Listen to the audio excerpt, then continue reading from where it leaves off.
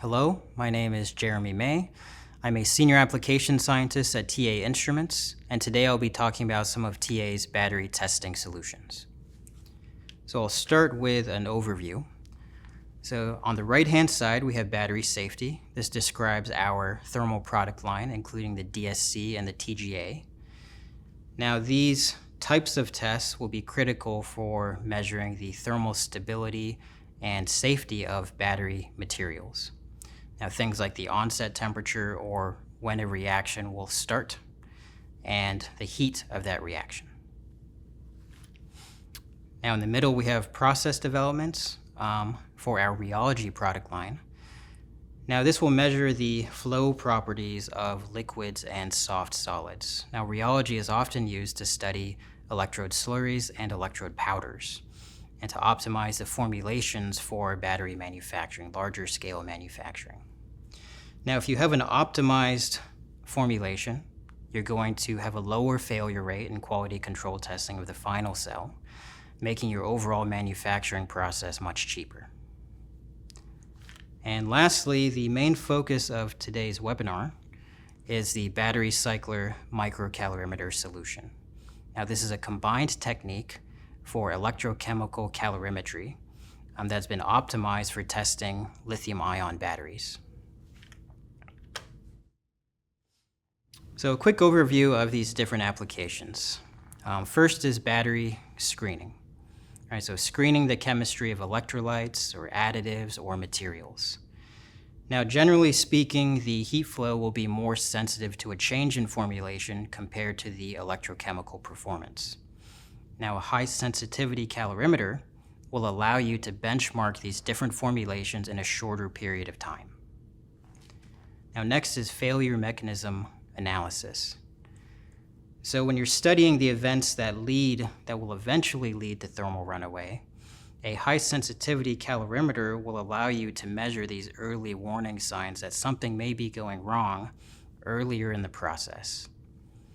Now, while not designed for thermal runaway testing, this type of measurement can be very useful in answering both how and why the cell will eventually undergo failure. Now, last column for predicting long-term performance. This is a little bit broader of a topic. It really centers on the question of, will my end-use conditions affect my lifetime and performance? So will the ambient temperature during storage affect the stability, either charge stability or lifetime stability of my cells? Now, will the voltage window or operating conditions affect the lifetime and performance of my cell during use? Right now, these are the types of questions that you can answer with an electrochemical calorimetry technique. So the battery calorimeter, or the BCMS, combines the TAM4 isothermal microcalorimeter, right, a modular multi-channel calorimetry system with a potentiostat, in this case a VSP300 from Biologic. Now, they're integrated physically via these electrically wired sample holders called a battery lifter, and they're also integrated in the software, which allows you to simultaneously collect the heat flow during electrochemical cycling. You can see the heat flow signal in blue and the voltage signal in red. And so a lot of information density hidden in that heat flow signal, as you can see. So generally speaking, with in-operando testing, they allow you to directly correlate a change in material with a change in electrochemical performance. So since we're talking about calorimetry, I put on the left there some data that you may get from a traditional thermal analysis on a battery material. You'll notice it's a combination of physical events, like a phase transition or a melt, and chemical reactions, including things like change in structure or a material decomposition. Now, this technique still requires you to charge and discharge the battery, so you get all the information that's available from electrochemical testing, and you're just adding to it that deeper level of insight you get from a materials analysis. So what's actually happened during those electrochemical processes. Now, electrochemical testing is a cornerstone of battery research, but there are limitations to what you can learn from only using electrochemistry. Now, researchers are often forced to cycle their cells all the way to failure in order to differentiate between different formulations. That's because you're only really looking at one aspect of the changes occurring, right? The change in electrochemical performance.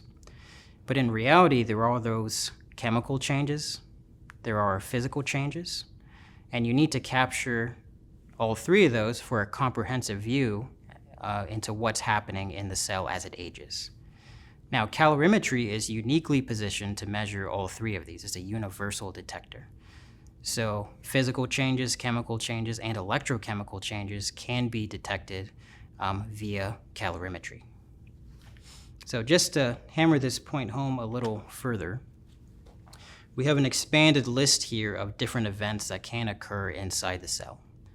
So you'll notice that under physical, we have phase transitions, we have structural changes, particle cracking, maybe expansion of the cell, right? Chemical events can include lithium metal plating, maybe lithium metal reacting with the electrolytes, spontaneous electrolyte decomposition. So a complex combination of all of these events happening as the cell is aging. Now, each of these events will produce a heat flow signal that can be detected via calorimetry. And with our in-operando technique, we can correlate these changes with a change in the electrochemical performance, giving us a much more comprehensive view into the changes that are occurring. So just to summarize, all right, the BCMS combines our TAM4 isothermal calorimeter, which offers the most sensitive heat flow measurements on the market under isothermal conditions. Now, the stable baseline will allow you to collect accurate data over very long duration testing. That's often involved in electrochemical cycling. Now, the wired battery lifters and the software allow for a deeper level of integration, making it a true in-operando technique. So overall, it's a very modular, very easy-to-use system, compatible with commercial cells, is non-destructive, and the configuration is flexible to fit your testing needs. Now, before we go into the case studies, I want to give a little bit more detail on the instrumentation itself. So the TAM4 is a modular, customizable microcalorimetry system. It's capable of housing up to 4 independent calorimeter channels. The calorimeters are seen there on the right. And on the bottom left, you can see some information on the heat flow modes of the thermostat itself. So a majority of the time you'll be operating under isothermal conditions, so meaning a constant temperature and measuring the heat flow. It's also capable of doing temperature steps and also a slow scanning mode, so about 2 degrees an hour for maximum rate. So this oil bath will maintain the temperature within 100 microcelsius of the set point and maintain that very stable baseline. Now, the calorimeters themselves are seen on the right, starting with the microcalorimeter for testing coin and small pouch cells. The multi-calorimeter, same cell format but a little higher throughput. The macrocalorimeter for larger cylindrical cells, and our largest calorimeter, the MicroXL, for medium-sized pouch cells. So you'll be able to do battery cycling with each of these, as well as static ampule testing for material compatibility. And the microcalorimeter itself is also capable of doing expanded level of experiments like ITC or gas perfusion and solution calorimetry. So a very dynamic system with just these few microcalorimeters.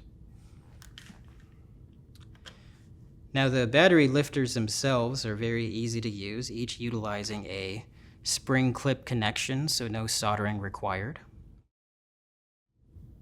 You can see the sample loading process in these videos. Now, the design for each of these was optimized to just maximize the heat transfer from the sample to the calorimeter sensors. All right, so very easy to assemble, very easy to use, and a safe system that won't short out any of the batteries. So next, let's move on to some application case studies. So this is an example of the impact of electrolyte additives, specifically vinylene carbonate in this example. So in the bottom left, we have our voltage curve, and the black line is our control group with no additive. The green line contains 4% vinylene carbonate. You can see that there's not really a change in the voltage profile. There's a slight shifting due to a change in capacity, but there's not really any observable differences. Now, contrary to this, on the upper curve, the heat flow, there is a clear difference during cycling, right, between the green and black line, and also during open circuit, right? So during storage conditions, there's also a reduction in heat flow.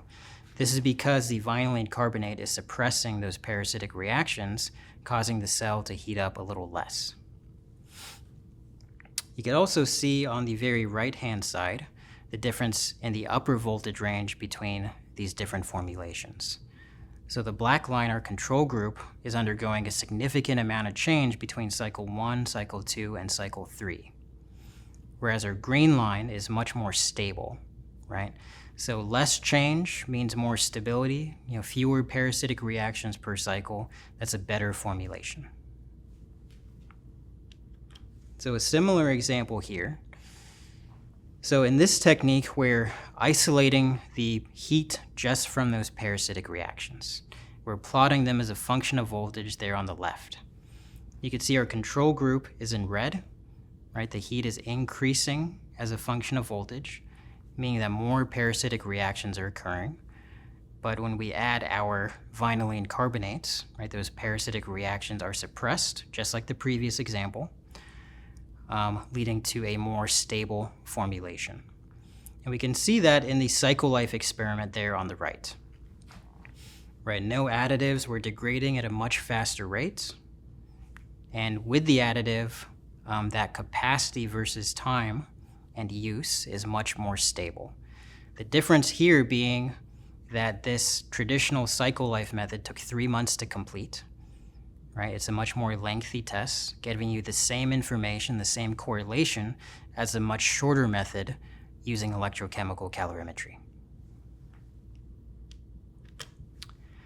So next example is measuring the heat flow during open circuit storage.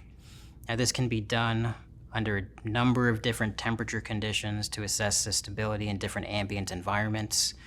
So generally speaking, during storage, you don't want anything to occur with your cell, right? So any heat flow that occurs is a sign of change, of reactions that could be happening, including self-discharge or parasitic reactions.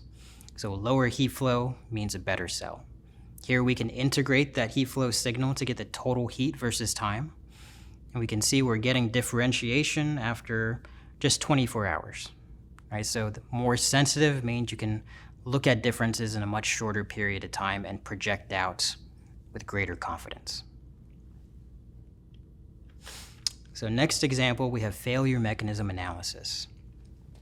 You can see the heat flow here on the bottom in red and the voltage profile in blue during this experimental formation protocol of a coin cell. So you could see on day 4, we experience a rapid increase in the heat flow. Right? Typically, this type of behavior would precede a cell failure. Whereas in the voltage curve, there's no obvious sign of any change up until that last cycle. Right? During the last cycle, there was some voltage drops occurring in open circuits. There is a higher capacity during charge and a shorter capacity during discharge. This all indicates that there is likely the formation of an internal short circuit, right? Most likely from lithium dendrite growth. But when I dug into this data, I was able to see some instability in the heat flow signal about 2.5 days earlier from this catastrophic event. Right, so on day 2, there was some instability in the heat flow, little spikes from the lithium metal plating or the lithium metal reaction with the electrolyte. And that instability continued to grow until it reached that critical failure point on day 4. Right? So a more sensitive calorimeter allowed me to observe those events sooner and study the evolution of that failure mechanism. So next example, we have the effect of ambient temperature on the battery's stability and health. So here we're just cycling the same cell at different temperatures, one at 25 at room temperature and one at 40 Celsius. So the cell cycled at a higher temperature experienced a higher amount of parasitic reactions. You can see the parasitic heat is much higher here, whereas the total heat flow only changed a little bit. Right, so that indicates that at higher temperatures, the cell lifetime is going to be reduced due to a higher instance of parasitic reactions. And this will allow you to kind of map out like those performance impacts of the end use, either ambient environment or cycling protocol, on your cell lifetime and performance. So a similar type of example, we're looking at the changes in heat flow as a function of the charging rate. So intuitively, you might understand that faster charging rates makes the cell heat up more, right? And that's definitely true, right? We could see our curve in orange, the slower charging rate. So a similar profile, but a much lower magnitude of the heat flow. Whereas the curve in blue is charged much faster, and our heat flow magnitude is much higher. But you'll also notice that that heat flow is not uniformly distributed over the entire state of charge. Right? Certain portions, it's only about 15 milliwatts. Others, it's higher than 50. And near the beginning, it's even endothermic. Right? So next generation smarter battery thermal management systems can utilize this type of high resolution curve in order to map out at what state of charge will the battery need to be cooled more? What kind of load sharing do I have to do as a function of this type of heat flow in our battery ecosystem? All right, so very interesting applications possibility here. And our last example is actually not using the in-operando technique. It's just a traditional function of the TAM4, right? So material compatibility in a static ampule.